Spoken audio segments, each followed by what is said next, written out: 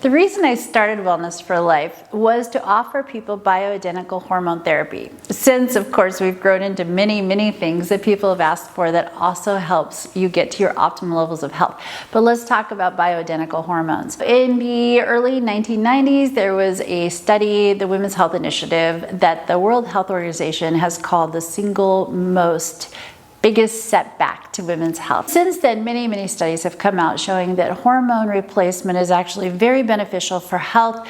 Testosterone replacement is protective against breast cancer, Alzheimer's, estrogen also, as well as bone loss, both of them for bone loss. There's just so many reasons to get your hormones replaced when you get into andropause, which is when men start losing their hormones, and menopause, when women start losing their hormones, as well as the perimenopause, though that's a little bit more managing as things are in a flux state. So the worries that people have about specifically breast cancer.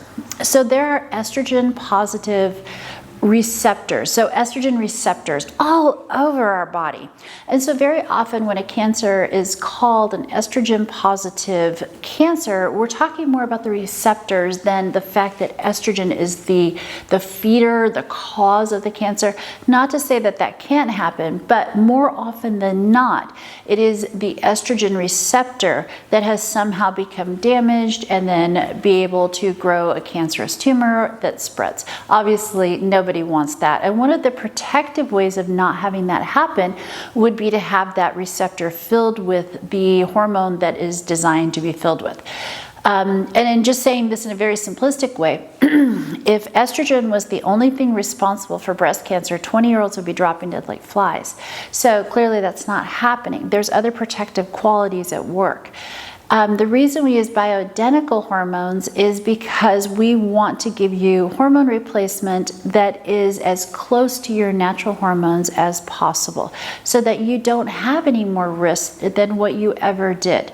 Obviously, this is why you see me. We talk about your medical history. We look at your family history. We look at your personal risk. So, for instance, if you don't eat very well, you don't exercise, you smoke, you have a huge family history of breast cancer, then bioidentical hormones may not be the first choice for you. Everything is individual. Everything is what do you need.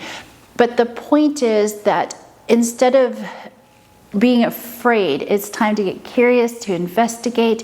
Many studies out there that are showing the benefits of hormone replacement, and I am always here for you to answer any questions you may have.